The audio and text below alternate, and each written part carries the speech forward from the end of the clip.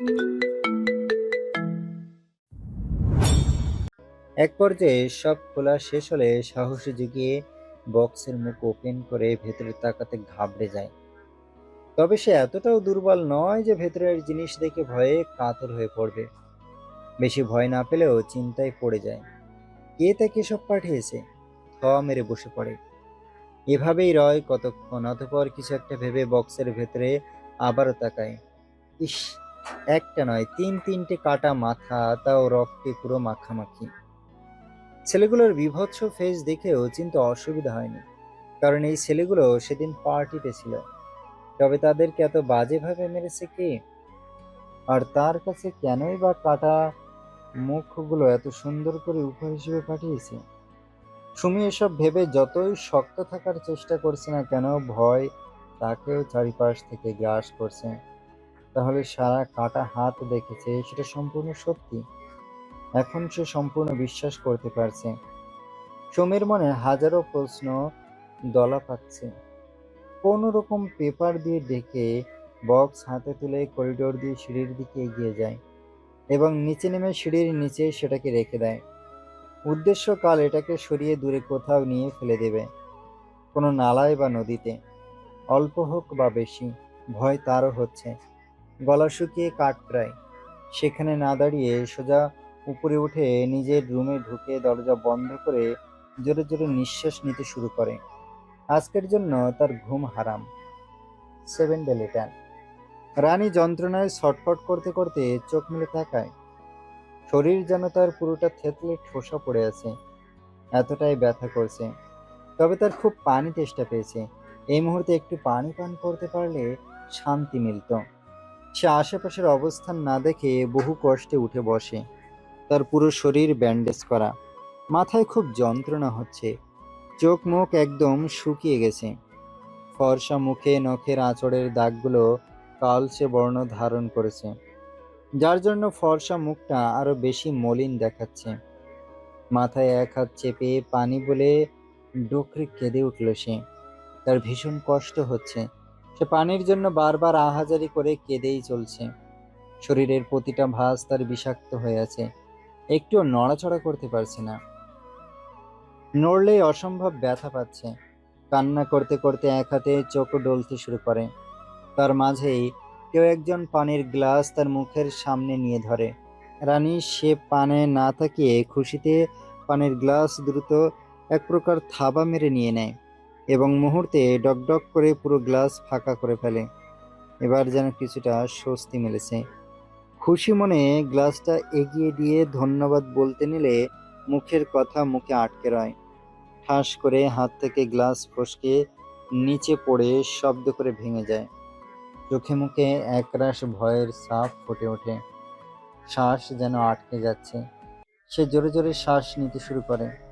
চোখে মুখে আতঙ্ক লেগেই আছে। সামনের ব্যক্তিটিকে সে এখন বাঘের ন্যায় ভয় পাচ্ছে। তবে ব্যক্তিটি এই মুহূর্তে রানীর দিকে শান্ত নয়ন নিক্ষেপ করে আছে। এগিয়ে আসতে নিলে রানী বিকট চিৎকার দিয়ে দূরে সরে এসে চেঁচিয়ে ওঠে, আপনি আমার কাছে আসবেন না, দূরে থাকুন। ওরা আমাকে আবারও জানোয়ারের মতো মারবে। সে পাগলের মতো কান্না করতে করতে বলছে তার কাছে যেন না আসে। ওই পশু দুটো তাকে আবারও মারবে। মেয়েটা মানসিক রোগীদের মতো করছে, সে খুব ভয় পাচ্ছে। এতে করে কি তার কথা অনুযায়ী সামনের ব্যক্তিটি থেমে থাকার লোক? সে তার গতিসীমা বাড়িয়ে বেডে রানীর কাছে এগিয়ে আসে, যা দেখে কান্না করতে করতে রানী বাচ্চাদের মতো হাত পা ছোড়াছুড়ি করে চেঁচাতে শুরু করে। আসবে না, আপনি আসবেন না, দূরে থাকুন আমার থেকে, দূরে থাকুন। কিন্তু এই মাফিয়া কি তার কথা শুনতে বাধ্য? জিদ্দাত শুনল না কোনো কথা। তার চোখ মুখ ইতিমধ্যে গরম হয়ে এসেছে। খপ করে রানীর এক হাত টেনে ধরল সে। রানী আগের তুলনায় আরো জোরে চিৎকার করে কাঁদতে শুরু করে। কুলকিনারা না পেয়ে সমস্ত শক্তি প্রয়োগ করে দাঁত বসিয়ে দেয় মাফিয়ার লোহার মতো শক্ত হাতে। চামড়া ভেদ করে মাংসের গভীরে গিয়ে ঠেকে। গাঢ় খয়েরি রক্ত তার বসানো প্রতিটি দাঁতে লেগে যায়। যদিও এতে মাফিয়াটার হাত বিন্দুমাত্র নড়চড় হয় না। তার মুখের ভাবভঙ্গি কুঁচকানোর বদলে কঠিন হয়ে আসে। রানীর হাত তীব্র শক্ত করে চেপে এক টেনে নিজের কাছে নিয়ে আসে। রানীর দাঁত টানের চোটে ছুটে মাফিয়াটার ক্ষত থেকে রক্ত উগলে ছিটে পড়ে মুখের উপর। ব্যথিত দেহটা সুঠাম বক্ষে গিয়ে পড়ে। চুলের প্রতিটা গোড়া যেন আলগা হয়ে আছে। হালকা টান খেতে রুহুটা যেন কেঁপে উঠল। নীলমণি আজ কিছুটা ফ্যাকাশে হয়ে আছে। কাঁদতে কাঁদতে তার জলকি বার কত থাকবে। রানী বক্ষ থেকে মুখ উঁচিয়ে অশ্রু ভেজা নয়নে তাকায়। জিদ্দাত আগে থেকেই তীক্ষ্ণ নজর তার দিকেই তাক করে রেখেছে। রানী হেসকিয়ে হেসকিয়ে জিদ্দাতের দিকে পরপর বেশ কয়েকবার পলক ফেলে। জাবরার তার নজর কিছুটা গভীর করে নেয়।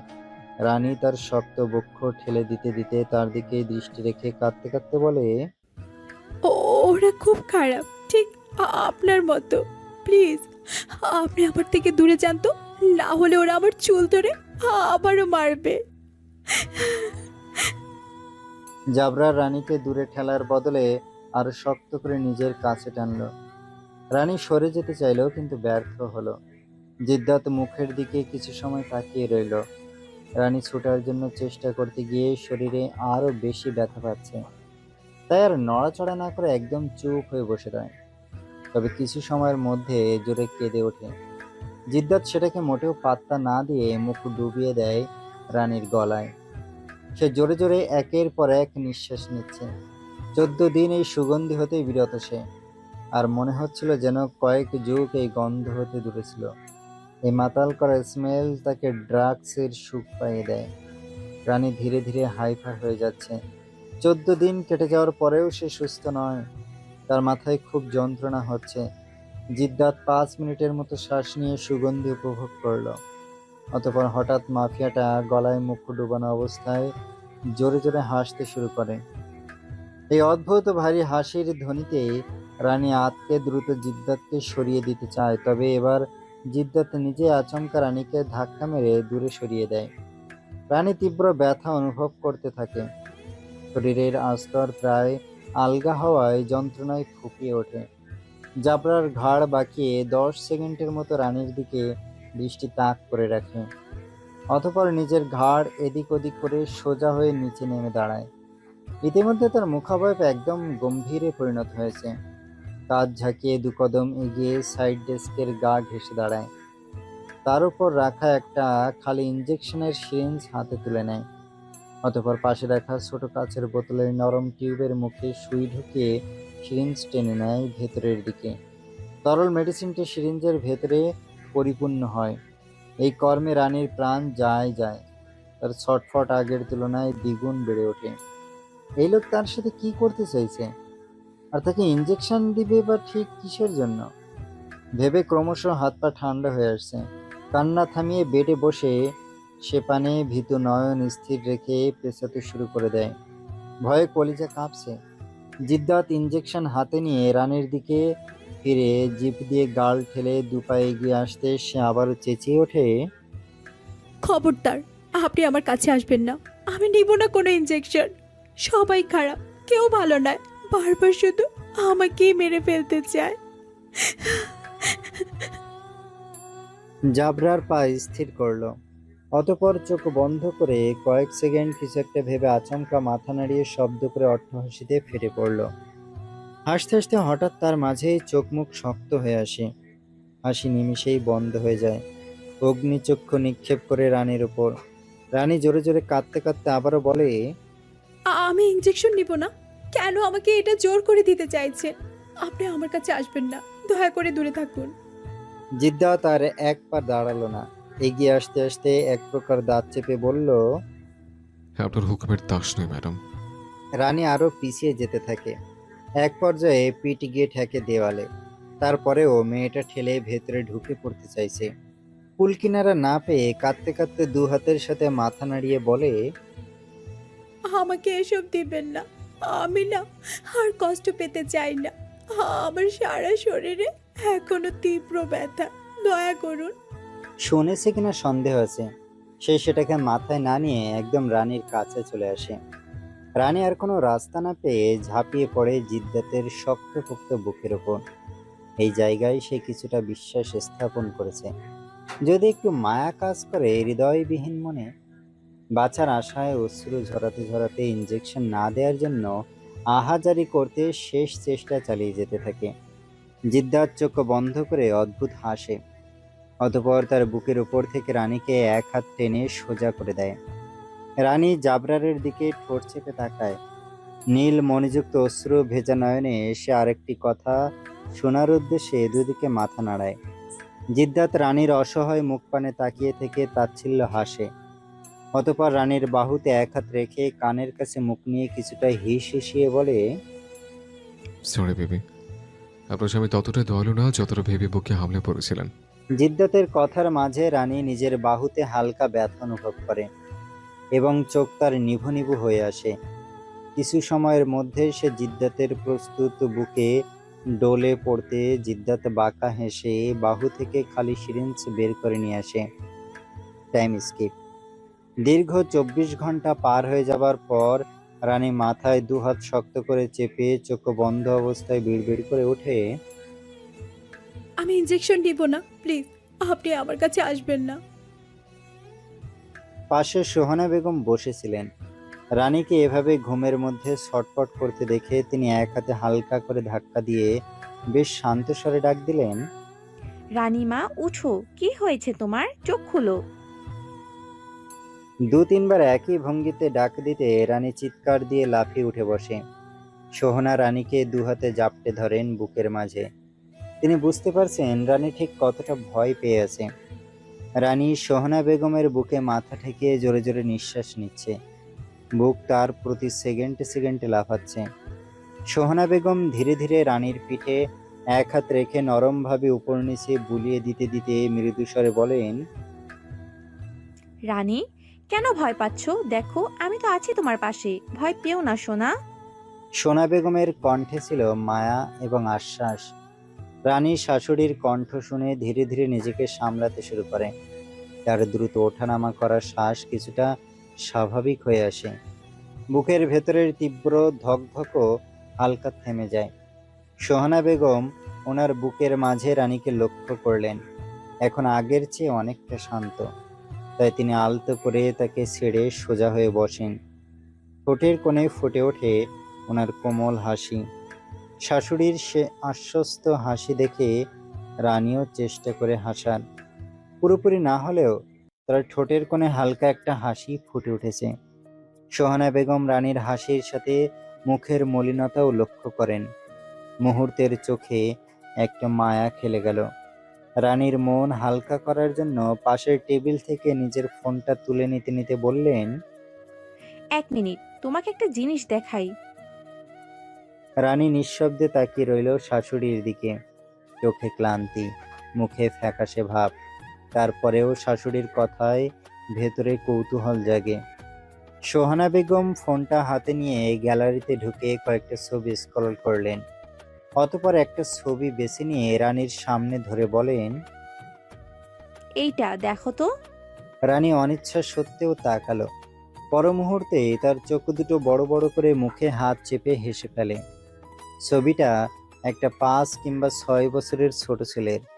শরীরে কোনো জামা কাপড় নেই, পুরো গায়ে কাদামাটি লেপা, যার ফলে শরীরের আবরণ স্পষ্ট। বাচ্চাটার সামনে একজন মারার উদ্দেশ্যে লাঠি উঁচু করে দাঁড়িয়েছেন, আর ছেলেটা 2 হাতে কান ধরে দাঁড়িয়ে মুখটা কুঁচকে রেখেছে।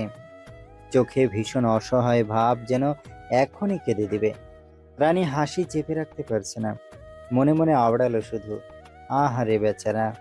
সোহানা বেগম রানীর হাসি দেখে হালকা স্বস্তির নিঃশ্বাস ফেলেন।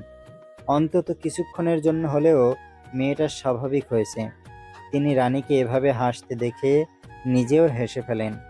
চোখে মুখে মায়া ভরা দুষ্টুমি নিয়ে জানান, রানী মুহূর্তেই অবাক হয়ে মুখ থেকে হাত সরিয়ে ফেলে এবং হাসির মাঝেই চোখ বড় করে বলে, কি সত্যি এটা জিসান? সোহানা বেগম হালকা মাথা নাড়িয়ে মুচকি হেসে উত্তর করেন, মুখে তো এত কাদামাটি লেগে থাকায় চেনা যাচ্ছে না। রানী এই কথা শুনে আবারও ছবিটার দিকে তাকায়। এবার যেন আরো ভালো করে খুঁটিয়ে দেখে সে, আর নিজেকে সামলাতে পারল না, জোরে হেসে উঠল। হাসতে হাসতে প্রায় কুঁকড়ে যায়। চোখে হালকা পানি চলে আসে। কিছুক্ষণ আগের ভয়ের ছায়া এখন যেন একেবারেই নেই। রানী কোনো রকম নিজেকে সামলে শাশুড়ির দিকে তাকায়। ভুল করেও আর ছবিটার দিকে তাকাবে না, কারণ জানে তাকালেই আবার হেসে ফেলবে। ঠোঁট কামড়ে হাসি চেপে রাখার চেষ্টা করছে সে। রানী ধীরে ধীরে স্বাভাবিক হচ্ছে, এটা সোহানা বেগমের চোখ এড়ায়নি। তিনি ভেতরে ভেতরে খুশি হলেন। মুঠো ফোন স্ক্রল করতে করতে জিশানের একটার পর একটা ছোটবেলার ছবি দেখাতে লাগলেন। কোথাও কাদায় মাখামাখি, আবার কোথাও মুখ ভর্তি দুষ্টু হাসি, আবার এমন ভঙ্গিতে দাঁড়িয়েছে যেন তার থেকে বাদরামি করার মতো পোলাপান আর দ্বিতীয়টা নেই। সেগুলো দেখাতে দেখাতে সোহানা বেগম হালকা হেসে বলেন, জানো, ছোটবেলায় ও কিন্তু ভীষণ দুষ্টু ছিল। সারাদিন শুধু বাদরামো করে বেড়াতো। রানী মন দিয়ে শুনছে, চোখে এখন আগ্রহের ঝিলিক। আর কি করতো জানো, প্রায় উধাও হয়ে যেত। আমি খুঁজতে খুঁজতে পুরোপুরি হয়রান হয়ে যেতাম। তারপরেও পুরো বাড়ি এবং সব জায়গায় খুঁজেও তাকে পাওয়া যেত না। তিনি এতটুকু বলে থামলেন, অতঃপর হাসতে হাসতে বাকিটা বলেন। সন্ধ্যা হওয়ার পর দেখো, যত খাটের নিচ থেকে বের হচ্ছে কিংবা কখনো টেবিলের নিচ থেকে। রানী এবার হেসে ফেলে। সত্যি? সোহানা বেগমও হেসে মাথা নাড়লেন। হুম, বেশি দুষ্টু ছিল, শুধু পেরেশানির ওপর রাখতো আমায়।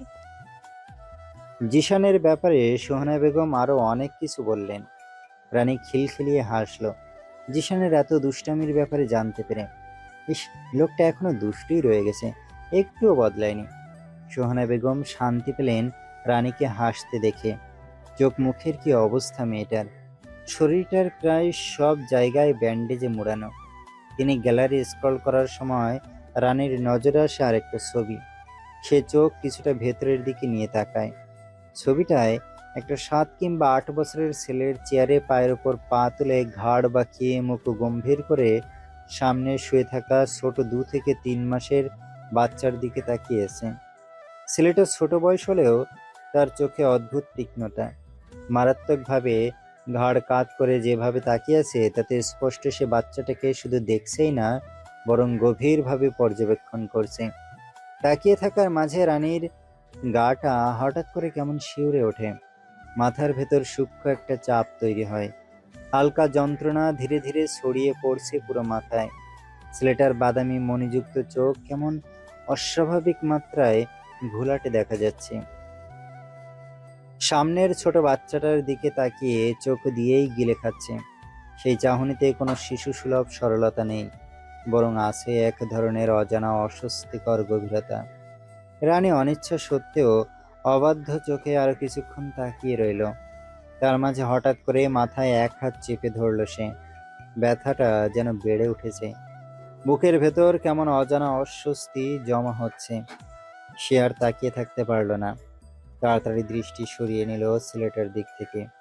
চোখ ঘুরিয়ে বাচ্চাটার দিকে তাকাতে যাবে, ঠিক তখনই ফোনটা আচমকা বন্ধ হয়ে গেল। স্ক্রিন একদম কালো এখন। সোহানা বেগম মুঠোফোনের পাশে থাকা বাটন চাপলেন কয়েকবার। তারপরও ফোনটা আর অন হলো না। ভুরু কুঁচকে আসে ওনার। একটু আগেও তো চার্জ ফুল ছিল, হঠাৎ এমন হলো কিভাবে? ক্ষণিকের জন্য বিস্ময়ে স্থির হয়ে রইলেন তিনি। রানী বাচ্চাটার মুখের দিকেও ভালো করে তাকাতে পারেনি। তার আগেই ফোনটা বন্ধ হয়ে গেছে। কিন্তু সে আর সেটার পেছনে ভাবল না। মাথার ভেতর যন্ত্রণাটা আবার তীব্র হয়ে উঠছে। চুপচাপ বসে রইল। সোহানা বেগমও শেষ পর্যন্ত ফোনটা নিয়ে আর ভাবলেন না। সেটাকে বেডের একপাশে রেখে পাশের সাইড ডেস্কে হাত বাড়িয়ে একটা ব্যাগ টেনে নিলেন। মুখে আবার সেই মায়াভরা হাসি ফুটিয়ে রানীর সামনে ব্যাগটা রেখে নরম স্বরে বললেন, তোমার জন্য মজার মজার খাবার নিয়ে এসেছি, সবগুলো শেষ করার জন্য প্রস্তুত হও। রানী মাথায় হাত চেপে রেখে হালকা হাসলো। যন্ত্রণা থাকলেও খিদের টানটা যেন বেশি জোরে টানছে তাকে। একটু এগিয়ে এসে শাশুড়ির একদম মুখোমুখি বসে পড়ল। সোহানা বেগম ব্যাগ খুলে একে একে টিফিন বক্স বের করতে লাগলেন। ঢাকনা খুলতেই সুস্বাদু খাবারের গন্ধ ছড়িয়ে পড়ল চারপাশে। রানী অবাক হয়ে বড় বড় চোখে তাকিয়ে এত কিছু দেখে তাড়াতাড়ি করে বলে উঠল, আমি এত খাবার খেতে পারবো না মা। সোহানা বেগম ভান করে চোখ কুঁচকে একটু কড়া স্বরে বললেন। না পারলেও খেতে হবে, এটাই আমার শেষ কথা।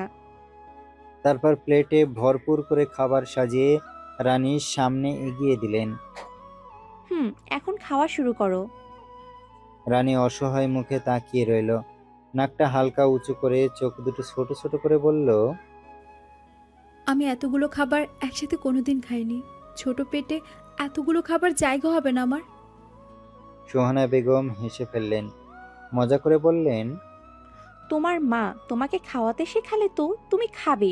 উনি হয়তো শেখাননি, তাই আমি শিখিয়ে দিচ্ছি। কথাটা শুনে চুপচাপ সোহানার দিকে তাকিয়ে রইল কয়েক সেকেন্ড, পর মুহূর্তে মিনমিন করে বলল। মা সব সময় বলতো আমার থেকে নাকি একটা মোরগও বেশি খায়, আর সাথে কত বকাঝোকা করতো। তবে আমি নিজেই খেতে চাইতাম না। সোহানা বেগম শব্দ করে হেসে উঠলেন, মজা করে আগের ভঙ্গিতে বললেন। ভুল কিছু তো বলিনি, একদম ঠিকই বলেছি। তোমার থেকে একটা মোরগই বেশি খায়। রানীর সঙ্গে সঙ্গে চুপসে যায়, চিবুক নামিয়ে অভিমানী গলায় বলে। আপনিও শুরু করে দিয়েছেন আমার মায়ের মতো। সোহানা বেগম এবার ভুরু কুঁচকে হালকা শাসনের ভঙ্গিতে বলেন। মায়ের মতন না, বরং মা, বুঝছো মেয়ে? কথাটা শুনে রানী কয়েক সেকেন্ড চুপ করে থেকে হেসে মাথা দুলিয়ে বলে। মাফ করবেন আম্মাজান, আমার ভুল হয়ে গেছে। এই কথাই সোহানা বেগম জোরে হেসে দিলেন, আর দেরি না করে প্লেটটা নিজের হাতে তুলে খাবার মুখে তুলে দিতে দিতে স্নেহময় কণ্ঠ শুধিয়ে বলেন। মনে থাকে জানো। রানী মাথা দুলিয়ে হালকা হাসির আমেজ মুখে নিয়ে শান্তভাবে খেতে থাকে। সোহানা বেগম যত্ন করে রানীর খাবার খাওয়ানো শেষ করে ঔষধও খাইয়ে দিলেন। মায়ের ভঙ্গিতে অভিজ্ঞ স্নেহের ছাপ তেনার মধ্যে। তিনি শুধু রানীর দেখাশোনাই করছেন না, বরং ধীরে ধীরে রানীকে স্থির করার চেষ্টা করছেন ভেতর থেকে। কিছুক্ষণ পাশে বসে তিনি স্বাভাবিক গলায় কথা বলেন, যাতে রানীর মনটা একটু হালকা হয়, শরীর আর মাথার চাপটা কিছুটা কমে আসে। বেশ কিছুক্ষণ পর তিনি উঠে দাঁড়ালেন। আমি এখন যাই, তুমি নিজের খেয়াল রেখো। কথাটা বলতেই রানী দ্রুত নামার চেষ্টা করল, কণ্ঠে তার আকুতি ফুটে উঠল। আমাকেও আপনার সাথে করে নিয়ে যান না প্লিজ। তিনি আলতো করে রানীর গালে হাত রাখলেন, নরম ও স্পষ্ট কণ্ঠে জানালেন। আমি চাইলেও এখন তোমাকে আমার সাথে করে নিয়ে যেতে পারবো না মা, বোঝার চেষ্টা করো। রানী ধীরে ধীরে মাথা নিচু করে নেয়, তার চোখে পানি চিকচিক করে ওঠে। সোহানা বেগম গভীর নিঃশ্বাস নিয়ে আর কিছু না বলে শান্তভাবে দরজার দিকে এগিয়ে গেলেন। তিনি চলে যেতে দরজাটা বাহির থেকে ধাতব শব্দে ক্লিক করে লক হয়ে যায়। রানী মাথা তুলে কয়েক মুহূর্ত অসহায়ভাবে ছলছল আঁখি নিয়ে তাকিয়ে রয়, পর মুহূর্তে এক বুক কষ্ট নিয়ে দরজার দিকে দৃষ্টি সরিয়ে নেয়। চোখের ভেতরকার অস্থিরতা তখন স্থির। ছলছল করা চোখের কোণ দুটোর থেকে বেশ কয়েকটি ফোঁটা পানি গড়িয়ে পড়তে সে নিজেকে দ্রুত সামলে নেয়। পরক্ষণে সে পুরো রুমের দিকে দৃষ্টি প্রসারিত করে। রুমটি অপরিচিত, প্রতিটি কোণায় নিখুঁত শৃঙ্খলা ও নীরবতা। আসবাবপত্রগুলো যত্নে সাজানো, আলো ছায়ার বিন্যাস ও মালিকের পরিকল্পিত কোনো নীরবতার অংশ। রানীর কাছে এই পরিবেশ নতুন। সে ধীরে ধীরে বিছানা থেকে নামে, শরীরের ভেতর শক্তির স্বল্পতা স্পষ্ট, পেশিগুলো খুব ভারী হয়ে আছে, প্রতিটি নড়াচড়ায় সামান্য প্রতিরোধ তৈরি করছে।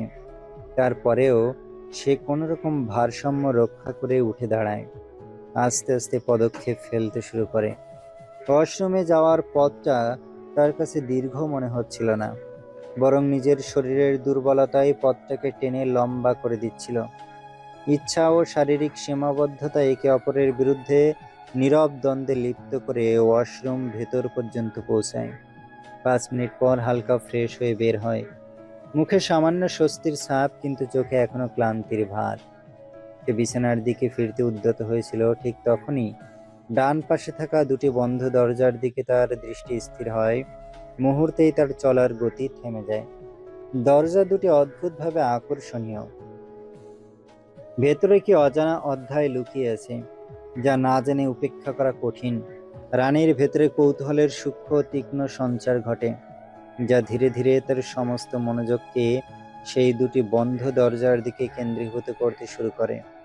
নিজেকে আটকাতে না পেরে দুর্বল পা টেনে দরজার দিকে এগোতে লাগে। প্রতিটি পদক্ষেপে তার ভেতরের দ্বিধা আর কৌতূহল বাড়িয়ে দিচ্ছে। অবশেষে সে দরজার সামনে এসে দাঁড়ায়। কিছুক্ষণ সে নিঃশব্দে স্থিরভাবে তাকিয়ে থেকে ধীরে ধীরে এক হাত তুলে দরজার বুকে রাখে।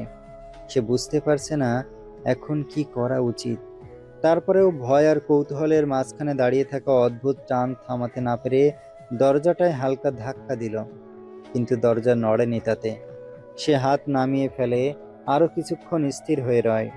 এই মুহূর্তে তার ভেতরে ভয় স্পষ্ট, কিন্তু তার সাথে পাল্লা দিয়ে বাড়ছে এক ধরনের অদম্য জেদ। বেশ কিছুটা সাহস সঞ্চয় করে আবার হাত তুলে একবার নয়, পরপর ৩-৪ বার জোরে ধাক্কা দিল। শেষ ধাক্কাতে হালকা কাঁপন তুলে দরজাটা আস্তে করে খুলে যায়। রানী চোখ তুলে সামনে তাকাতেই মুহূর্তে স্থবির হয়ে দাঁড়ায়। তার সামনে বিস্তৃত এক সরু করিডোর, ইচ্ছাকৃতভাবে সংকুচিত করে বানানো একটি পথ, দুপাশে শক্ত ভারী দেওয়াল। রানী গভীরভাবে নিঃশ্বাস নিল, গলা শুকিয়ে আসছে। তারপরেও একটুখানি লালা গিলে ধীরে ধীরে দরজার ওপার থেকে সে সম্পূর্ণ অচেনা এক জগতে প্রবেশ করল। প্রথম কয়েক কদমেই অন্ধকারটা আরো ঘন হয়ে আসে। আলো নেই বললেই চলে, শুধু দূরের এক অস্বচ্ছ আভা করিডোরের রেখা টেনে রাখা। সাহস নিয়ে সামনে এগোতে থাকে। যত সামনে যাচ্ছে ততই দুপাশের দৃশ্য স্পষ্ট হচ্ছে। সারি সারি প্রতিটি দরজার গায়ে ভারী মরচে ধরার তালা ঝুলছে, আবার কিছু কিছু রুমের তালা একদম নতুন। রানীর বুকের ভেতর অদ্ভুত চাপ সৃষ্টি হলো। কৌতূহল তার ভয়কে ছাপিয়ে রেখেছে, তবে শরীর এখনো দ্বিধায় কাঁপছে। তার মনে বারবার একটাই প্রশ্ন ঘুরপাক খাচ্ছে, এত এত তালাবদ্ধ দরজা, পেছনে কি এমন আছে? আর কেনই বা এই জায়গাটা এমন ভাবে লুকিয়ে রাখা হয়েছে? বোকা নারী কি জানে এখানে সবকিছু জানাই নিষিদ্ধ? সে এগোয় অন্যথায় জানার উদ্দেশ্যে। জায়গাটা ভয়ঙ্কর রকম শুনশান নিস্তব্ধ, শব্দের কোনো অস্তিত্ব নেই। তার বুকের ভেতর ধকধক শব্দটা স্পষ্টভাবে অনুভব হচ্ছে, প্রতিটা ধাপের সাথে তাল মিলিয়ে যেন হৃৎপিণ্ডও লাফাচ্ছে। তবে অন্ধকারটা পুরোপুরি গিলে ফেলেনি। সবকিছু মৃদু আলোয়, চারপাশের আকৃতি এখনো কিছুটা বোঝা যাচ্ছে। রানীর শরীর হালকা কাঁপছে, তারপরেও সে থেমে নেই। যতই সামনে যাচ্ছে পথটা ততই জটিল হয়ে উঠছে। এটা কি সত্যি কোনো পথ, নাকি এক ধরনের গোলকধাঁধা, যেখানে পথের শুরু আছে কিন্তু শেষ হওয়ার নিশ্চয়তা নেই? আরো কিছুটা সামনে এগোতেই হঠাৎ থমকে দাঁড়ায়। ডান পাশের দেওয়ালে তার চোখ পড়ে এক অদ্ভুত দরজা। পর মুহূর্তে ভুরু কুঁচকে হালকা অন্ধকারে দরজাটার দিকে তাকিয়ে রয়। এতক্ষণ যেসব সারি সারি তালাবদ্ধ দরজা সে পেরিয়ে এসেছে, সেগুলো একটাও এই দরজার মতো নয়। এই দরজাটা আলাদা, অস্বাভাবিকভাবে আলাদা। রানী খুব মনোযোগ দিয়ে খুঁটিয়ে খুঁটিয়ে দেখল। দাঁতে নখ খুঁটতে খুঁটতে অস্পষ্ট কণ্ঠে বিড়বিড় করে উঠল, কোথায় দেখেছি? কোথায় দে? কথাটা শেষ হতে না হতে হঠাৎই তার চোখের ভেতর একটা ঝিলিক দেখা যায়। স্মৃতির কোণে চাপা অংশ জেগে ওঠে। সে এক ঝটকায় চোখ বড় বড় করে তাকিয়ে আওড়ায়, সেম এই দরজাটার মতো। খানবাড়িতে আমি যে রুমটা থাকি সেখানেও তো এইরকম একটা অদ্ভুত দরজা দেখেছি। ভালো করে লক্ষ্য করতে পুরোপুরি শিওর হয়ে যায় এটাই সেই হুবহু একই নকশার দরজা যা সে আগে খান বাড়িতেও দেখেছিল। সামান্যতম পার্থক্য নেই। তার শরীরটা কেঁপে ঝাঁকুনি দিল। আগের সেই জায়গার স্পর্শের কথা মনে পড়ে।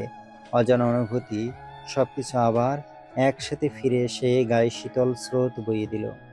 সামনের দরজার দিকে হাত বাড়ানোর সাহস আর হলো না তার। সে ধীরে ধীরে এক কদম পিছিয়ে আসে, খুব বেশি নয়, কারণ এই সরু করিডোরে পেছনেরও জায়গা সীমিত। এপাশেও দেওয়াল, অপর পাশেও দেওয়াল। দু দেওয়ালের মাঝখানে সে আটকে আছে। পেছালে পিঠ ঠেকে যাবে কঠিন পাথরের দেয়ালে। সামনে গেলে রহস্যময় দরজায়। রানী বড়সড় নিঃশ্বাস ফেলে, ভেতরের অস্বস্তিটা চেপে রাখতে পারে না। মনে মনে ভাবে এখানে থেকে ফিরে যাওয়া উচিত। ভুল করেও যদি মাফিয়াটা জানতে পারে তাহলে তার জন্য ভয়াবহ শাস্তি অপেক্ষা করছে। সে দ্রুত ঘুরে রুমের দিকে ফেরার চেষ্টা করে, কিন্তু ঠিক সেই মুহূর্তেই পায়ের নিচে কিছু একটা লাগতে ভারসাম্য হারিয়ে হোঁচট খেয়ে সোজা নিচে পড়ে যায়। আহ! মৃদু শব্দে কুকিয়ে উঠল রানী। হাঁটুর সাথে হাতের কনুইতে তীক্ষ্ণ ব্যথা ছড়িয়ে পড়ে। সে কিছুক্ষণ সোজা হয়ে বসে রয়, মুখটা কুঁচকে আসে যন্ত্রণায়, তার সাথে বিরক্তিতে। কিসের সাথে পা লেগে পড়েছে সে? চিন্তাটাই তাকে আরো অস্থির করে তোলে। হাত বাড়িয়ে নিচে খুঁজতে শুরু করে, আঙুলের ডগায় স্পর্শ করে বোঝার চেষ্টা করে সামনে কি আছে। কিসের জন্য বা এতটা অপ্রত্যাশিতভাবে নিচে পড়ে গেল? অন্ধকারের ভেতর খুঁজতে থাকে। ধুলো, ঠান্ডা পাথরের মতো টেক্সচার সবকিছু একসাথে অস্বস্তি তৈরি করছে। অনেকক্ষণ হাতড়ে খোঁজার পর হঠাৎ তার আঙুলে কিছু একটা লাগে, লম্বা, শক্ত, ভারী ধরনের কিছু। সেটাকে এক হাতে মুঠো করে তুলে বসা অবস্থাতেই সেটা চোখের সামনে ধরে, কিন্তু অন্ধকারে স্পষ্ট বোঝা যায় না কি জিনিস। কৌতূহল আর ভয় একসাথে মাথা চেপে ধরে তাকে। সে কষ্ট করে এক হাত দেয়ালে ঠেকিয়ে উঠে দাঁড়ায়, তারপর জিনিসটা আরো ভালো করে দেখার জন্য হাত উঁচু করে সামনে। ঠিক সেই মুহূর্তে যা দেখে তার জন্য মোটেও প্রস্তুত ছিল না। মুহূর্তেই হাত থেকে ছিটকে ফেলে দ্রুত দুকদম পিছিয়ে এক হাত মুখে চেপে ধরে। চোখ দুটোকে বিশ্বাস করতে পারছে না। প্রথমে ভেবেছিল কোনো লাঠি কিংবা শক্ত কাঠের টুকরো, তবে সেটা লাঠি কিংবা কাঠের টুকরো নয়, বরং মানুষের হাড়। ভয় এখন শুধু মনে নয়, শরীরেও জড়িয়ে পড়েছে। ভয় এখন শুধু মনে নয়, শরীরেও ছড়িয়ে পড়েছে। হাত পা ঠান্ডা হয়ে আসছে, কপালে ঘাম জমেছে। সে নিজেকে কোনো রকম সামলানোর চেষ্টা করে। ধীরে ধীরে মাথায় চিন্তা ঢুকে পড়ে, একটা অংশ যদি এখানে থাকে তাহলে পুরো শরীরটাই কি এখানে আছে? এই প্রশ্নটা তার ভেতরটা আরো অস্থির করে তোলে। বন্ধ দরজার পিছনে কি আছে?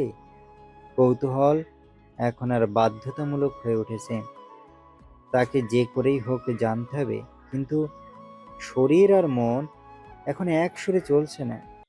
সাহস করে সামনে এগোনোর চেষ্টা করে, এক প্রকার সাহস জুগিয়ে সামনে এগোচ্ছে, খুব মনোযোগ দিয়ে দুপাশের দরজাগুলোর দিকে দেখছে। যতগুলো দরজা দেখেছে এই পর্যন্ত সবগুলোতে তালা ঝুলানো। দরজা যেন শেষই হচ্ছে না। পথ অনুযায়ী অনেকটা গভীরে চলে এসেছে। এখানটা আরো বেশি অন্ধকার, ঠিক করে সবকিছু দেখা মুশকিল। এবার তার হুঁশ ফিরল। জানার চক্করে কতটা গভীরে চলে এসেছে। ভয় তো এখন থেকে চারপাশ থেকে গ্রাস করে ফেলে। অন্ধকারে সামনের অবস্থান বোঝা যাচ্ছে না। ফিরে যাওয়ার উদ্দেশ্যে পিছন ফিরে সামনে এগোতে নিলে নিজের ওড়নার সাথে পা পেঁচিয়ে দেওয়ালে লেগে একটা দরজার সাথে ধাক্কা খেয়ে ভেতরে গিয়ে মুখ থুবড়ে পড়ে। সাথে সাথে পেছনের দরজাটা সক্রিয়ভাবে বন্ধ হয়ে যায়। শরীর আগেই ব্যথায় ভরা ছিল, আবার নিচে পড়ার ধাক্কায় সে ব্যথা আরো তীব্র হয়ে ওঠে। ফ্লোরটা অস্বাভাবিক ঠান্ডা, বরফের মতো শীতল। সে ঠান্ডা ধীরে ধীরে তার শরীরেও ছড়িয়ে পড়ছে, কাপড় ভেদ করে হাড় পর্যন্ত পৌঁছে যাচ্ছে। দাঁত দাঁত বাড়ি খেতে খেতে মাথা তুলে সামনে তাকাতে হতভম্ব হয়ে আশ্চর্যান্বিত আঁখি নিয়ে চেয়ে রইল সে পানে। বিস্ময়ের সাথে অবিশ্বাসে তলিয়ে পড়ল সে। তার সামনে যা আছে তা বোঝার চেষ্টা করছে মস্তিষ্ক। সত্যি দেখছে নাকি কোনো ধোঁয়াশা, বিভ্রম, নাকি অন্ধকারের কুণ্ডলিতে লুকিয়ে থাকা বিকৃত রূপ? ভেতরের সব চিন্তা একসাথে ছিন্ন ভিন্ন হয়ে যাচ্ছে। তার শরীর থরথর করে কেঁপে ওঠে। সামনে যা বিস্তৃত হয়ে আছে তা কল্পনারও বাইরে। পুরো রুম জুড়ে সারি সারি হাসপাতালের বেড, 200-ও বেশি হবে কিংবা তার থেকেও বেশি। প্রতিটা বেডে একজন করে শুয়ে আছে, নিঃশব্দ, স্থির। মাথা থেকে পা পর্যন্ত সাদা কাপড়ে ঢাকা। একটা নয়, দুটো নয়, অগণিত। সে খুব স্পষ্ট বুঝতে পারছে এরা কেউ বেঁচে নেই। এই নিস্তব্ধতা জীবিত মানুষের নয়। তার শরীরের ভেতর দিয়ে ঠান্ডা স্রোত বয়ে গেল, শুধু বাইরে নয়, ভেতরটাও জমে যাচ্ছে। চারপাশের অস্বাভাবিক ঠান্ডা। এই কাঁপুনি শুধু ভয়ের জন্য নয়, রুমটাই ছিল বিশাল ফ্রিজার, যার জন্য সংরক্ষিত আছে নিথর দেহগুলো। এক মুহূর্তের জন্য তার মনে হলো সে শ্বাস নিতে পারছে না। কোনো রকমে নিজেকে সামলে রানী ধীরে ধীরে উঠে দাঁড়ায়। হাঁটু কাঁপছে, শরীর অবশ লাগছে। ভীতু চোখ বোলাতে লাগে পুরো রুম জুড়ে। প্রতিটা বেড, প্রতিটা ঢাকা দেহ মনের মধ্যে কম্পন সৃষ্টি করছে। রুমটা বিশাল, প্রশস্ত, ঠান্ডা আর অস্বাভাবিকভাবে নিঃশব্দ। একপাশে স্তূপ করে রাখা কফিনগুলো একটার উপর আরেকটা। রানীর কাছে মনে হচ্ছে সে একটা মর্গে দাঁড়িয়ে আছে। শরীরটা হালকা দুলে উঠল। ঠান্ডাটা এখন তীব্র, হাড়ে গিয়ে বিচ্ছে। হাত পা জমে যাওয়ার মতো অবস্থা। উষ্ণ রাখার শেষ চেষ্টায় রানী দুহাত মুঠো করে নিজের বুকের সাথে চেপে ধরে তার দৃষ্টি হঠাৎ পাশে আটকায় একটা টেবিলে। উপরে রাখা একটা গোলাকার পাত্র, তার ভেতরে লাল রঙের গাঢ় ঘন তরল। সেটার ঢাকনাযুক্ত না হওয়ায় ধোঁয়া উঠছে। পাশেই আরো কয়েকটা ছোট পাত্র, সেগুলোর ভেতরেও একই রকম লাল তরল এবং সেগুলো থেকেও ধোঁয়া উঠছে। অদ্ভুত ব্যাখ্যাতীত এই শীতল মৃত ঘরের মতো পরিবেশে ধোঁয়াটে তরলগুলো একদমই বেমানান। সেগুলো কি সে চিনেও না? তবে তার মনে একটা প্রশ্ন ঠিকই হানা দিয়েছে, এত ঠান্ডার মাঝে সেগুলো তো জমে যাওয়ার কথা তাহলে। পরমুহূর্তে মনে করে তার এসব ভেবে লাভ নেই, এখান থেকে তাকে বের হতে হবে। পিছন ফিরে দরজার দিকে তাকায়। দরজা বন্ধ থেকে দ্রুত ছুটে গিয়ে দরজা টানতে শুরু করে, কিন্তু আফসোস দরজাটা পুরোপুরিভাবে লক হয়ে গেছে। রানীর সমস্ত শক্তি দিয়ে দরজা টেনে খোলার চেষ্টা করলো, এতে কোনো লাভ হলো না।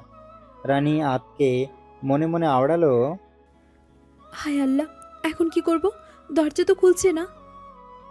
খুব কান্না পাচ্ছে। এই কোথায় ফেসে গেল সে?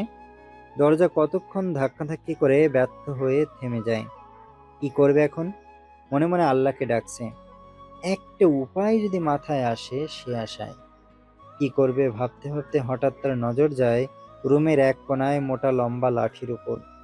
দেরি না করে দ্রুত সেটা তুলে শক্তি খাটিয়ে দরজায় আঘাত করে, কিন্তু তার অল্প শক্তিতে কোনো লাভ হচ্ছে না। এত চেষ্টার পর না পেরে কান্নাই করে দেয়। শেষবারের মতো পিছিয়ে এসে দৌড়ে গিয়ে দরজায় জোরে আঘাত করে। তাতে দরজা না খুলে বরং হাত ছিটকে লাঠি গিয়ে টেবিলের উপর পড়ে। এতে করে পুরো টেবিল নড়বড়ে, পাত্রটা নিচে পড়ে ভেঙে ধোঁয়া উড়ে সিলিং ছুঁয়ে দেয়। রানী তার আগে ভয়ে তাড়াতাড়ি মুখে হাত চেপে পিছিয়ে আসে। পেছাতে পেছাতে শব্দ করে কেঁদে ওঠে। কাচের পাত্র থেকে তরল জিনিসটা নিচে ছড়িয়ে গিয়েছে। যখন সেটার ধোঁয়া সিলিং ছুঁয়েছে তখন এক মুহূর্তের জন্য মনে হচ্ছিল সেটা নিচে না পড়ে যদি তার শরীরে পড়তো তাহলে শুধু চামড়া নয়, মাংস সহ খসে পড়তো। এসব ভেবে পিছিয়ে যাচ্ছিল। এক পর্যায়ে সে বেডের সাথে পায়ে আঘাত খেয়ে নিচে পড়ে যেতে নিলে রানী কোনো কিছু আঁকড়ে ধরতে গিয়েও ধরতে পারে না, বরং লাশের উপর থেকে সাদা কাপড়টা তার হাত লেগে সরে যায়। হাঁটু ভেঙে নিচে পড়ে যায়। ততক্ষণে খোপা থেকে চুল খুলে লাশের গায়ে ছিটিয়ে পড়েছে। নিচে বসে মা বলে মৃদু আর্তনাদ করে ওঠে। ইতিমধ্যে পুরো শরীর ঠান্ডায় বটে বটে এসেছে। পশম দাঁড়িয়ে গেছে, দাঁতে দাঁত বাড়ি খাচ্ছে। যদিও নিঃশ্বাস নেওয়া যাচ্ছে, কিন্তু অতিরিক্ত ঠান্ডায় নাক যেন বন্ধ হয়ে আসছে। ফুঁপিয়ে ওঠে সে। কত বড় ভুল করে বসেছে। সে এটা খুব ভালো করে বুঝতে পারছে তাকে এখানেই পচে মরতে হবে। তার চোখ মুখ লাল হয়ে আসছে, পুরো শরীরে শীতে কম্পন সৃষ্টি হয়েছে। না, বসে থাকলে চলবে না। উঠে দাঁড়াতে চুলে টান অনুভব করে। রানী দুহাতে মাথার দুপাশ চেপে ধরে মৃদুস্বরে আহ বলে পরের মুহূর্তেই সে শব্দ থেমে তার মুখ হাঁ হয়ে রইল। কৌতূহলে চোখ দুটো অস্বাভাবিকভাবে বড় আকারের ধারণ করে। কে তার চুল ধরেছে ভাবতে ভয়ে তার কলিজায় পোকার মতো বাসা বাঁধল। নিঃশ্বাস মাত্রা দ্রুত হয়ে উঠেছে। সাহস সঞ্চয় করে ধীরে ধীরে সে ঘাড় ঘুরিয়ে পিছনের দিকে তাকাতে হাঁপ ছেড়ে বাঁচে। চুল কেউ টেনে ধরেনি, বরং শুয়ে থাকা এক নিথর দেহের বক্ষে শক্ত করে আটকেছে। রানী দ্রুত চুল টেনে ছাড়াতে চাইল, তবে কিছুতেই পারছে না। বরফের সঙ্গে একদম অটলভাবে আটকে গেছে চুলের গোছা। সে মরিয়া হয়ে আবার টান দিল, কিন্তু কিছুতেই লাভ হচ্ছে না। রানী থেমে রইল না। তার চেষ্টা ধীরে ধীরে উন্মত্ততায় রূপ নিল। দুহাতে বারবার টানতে শুরু করে। আঙুলে জোর বাড়াতে লাগে, তবে ফল একই, ব্যর্থতা। সময় কতটা কেটে গিয়েছে হিসাব নেই। রানী বুঝতে পারেনি, শুধু বুঝেছে তার শক্তি ফুরিয়ে আসছে। শরীর ধীরে ধীরে ঢলে পড়ছে, ঠান্ডায় দেহ অচল হয়ে আসছে। তারপরও সে নারীর শেষ শক্তিটুকু দিয়ে চেষ্টা চালায়। অবশেষে যখন আর পারল না, তখন হেঁচকি তুলে কাঁদতে কাঁদতে ফ্লোরে সোজা হয়ে হাত ছড়িয়ে ছিটিয়ে বসে রইল। চুল পেছনে টান টান হয়ে থাকায় পিঠটা পুরোপুরি ঠান্ডা বাতাসের সামনে উন্মুক্ত হাঁটু দুটো ভাঁজ করে বুকের কাছে টেনে দুহাতে শক্ত করে জড়িয়ে ধরে পুরো শরীর গুটিয়ে রাখল নিজের মধ্যে। তার দাঁত কাঁপছে, শব্দ স্পষ্ট শোনা যাচ্ছে নিস্তব্ধ রুমের মধ্যে। হাত পা ধীরে ধীরে অবশ হয়ে আসছে, ত্বকের রং নীলচে হয়ে উঠছে মাত্রাধিক ঠান্ডায়। ফ্রিজারের তাপমাত্রা এখন দীর্ঘ। রানীর চোখের সাদা অংশ আরো ফ্যাকাশে লাগছে, নীলচে মণি ধূসর রঙের ভাব ফুটে উঠেছে। মুখের রং উবে গিয়ে মৃতপ্রায় নিষ্প্রভতা নিয়েছে। এতগুলো নিথর দেহের মাঝখানে এই অস্বাভাবিক শীতলতার মধ্যে সে নিজেও ধীরে ধীরে সেই নীরবতার অংশ হয়ে যেতে বসেছে। অতিরিক্ত ভয় এবং ঠান্ডা তাকে কাহিল করে দিয়েছে পুরোপুরি। সে আগে থেকেই অসুস্থ ছিল। এত এত অমানসিক নির্যাতনের ঘা এখনো শুকোয়নি। আগের ঘা বিলীন না হতেই সে আবারও মৃত্যুকুণ্ডলিতে পা রেখেছে। নারী সে বোকা নয়, মহাবোকা। কেন পা রেখেছে কালো রাজ্যে? জানার বদলে তিলে তিলে মৃত্যুর বুকে ঢুলে পড়ছে। রানী স্বামী নামক অন্ধ গ্রহে প্রবেশ করে চরম লেভেলের ভুল করেছে। চোখের সামনে যা স্পষ্ট, তাতে রাজার পাপের প্রায়শ্চিত্ত হবে না, বরং পাহাড় ডিঙিয়ে আকাশ ছুবে। পতন ঘটবে কি, নাকি সারা জীবন চলবে? এত এত মানুষের প্রাণ নিয়ে সিনেমিনি খেলছে সি। প্রায় মৃত্যু পথযাত্রী, অথচ স্বামীর গোপন আস্তানায় আহত অবস্থায় বসে মুখ দিয়ে শুধু ছোট বাক্যটি ছাড়া কিছুই বের হলো না। এর থেকে বড় ধিক্কার কি বার হতে পারে? চোখ বন্ধ হয়ে যেতে চাইছে। অসহায় নারী টেনে মেলে রাখার চেষ্টা চালাচ্ছে অবিরাম। সে সংকটে পড়ে ভেবেই নিয়েছে আজ তার হয়তো শেষ দিন। পাপের গোপন রাজ্যেই তার অবসান ঘটবে। পাথরের মতো জমে পড়ে রবে নীরব আস্তানায়। চামড়া তার বটে গিয়েছে। এত শীতলতায় টান টান থাকবে বা কতক্ষণ? শ্বাস ওঠানামা করছে ধীরস্থে। টু শব্দ করার মতো শক্তি অবশিষ্ট নেই। জাবরার সবেমাত্র রুমে প্রবেশ করার সময় বেডে তাকাতে দরজায় দাঁড়িয়ে যায় এবং ঘাড় বাঁকিয়ে বেড থেকে নজর সরিয়ে পুরো রুমে তীক্ষ্ণ দৃষ্টি দিয়ে নজর বুলায়। অতঃপর পকেটে দুহাত গুজে স্থির রাখা পা চালিয়ে রুমের ভেতরে পুরোপুরি প্রবেশ করে। দ্রুত পা চালিয়ে ওয়াশরুমের দরজার সামনে এসে দাঁড়ায়। সে সব সময়কার মতো গম্ভীর মুখখানাতে অটুট থেকে দু আঙুলে ওয়াশরুমের দরজা ঠেলে ভেতরে হালকা মাথা ঝুঁকিয়ে খাদ দৃষ্টি তাক করে। সঙ্গে সঙ্গে তার কপালে বিরক্তিতে দৃঢ় ভাঁজ পড়ে। মেজাজ পুরোপুরিভাবে বিগড়ে যায়। সে সোজা হয়ে দাঁড়ায়, এক হাত পকেটে গুজে রাখা অবস্থায় ঠোঁট কামড়ে ধরে।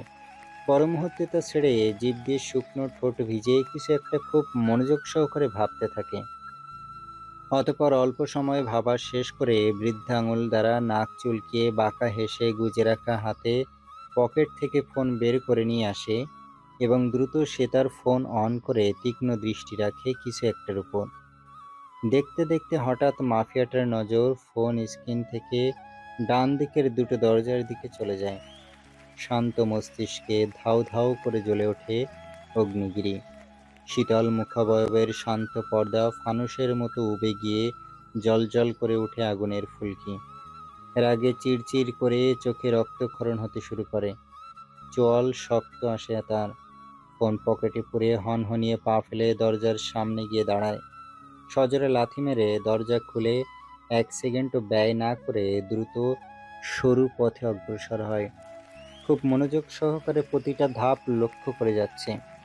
এগোচ্ছে, তবে ডানে বামে কোনো দিকে তাকাচ্ছে না। কারণটা জানাই আছে। সে অদ্ভুত দরজা অতিক্রম করার আগে ঘাড় কাত করে এক নজর দরজাটার দিকে তীক্ষ্ণ নজর বুলায়। অতঃপর আবারও সামনের দিকে পা বাড়ায়।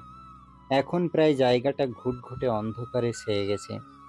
অন্যথায় হলে আলো ছাড়া এক পা সামনে এগোনো মুশকিল হয়ে যেত।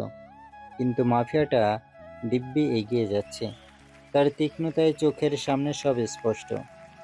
অন্ধকারে তার বাদামি মণি জ্বলজ্বল করছে।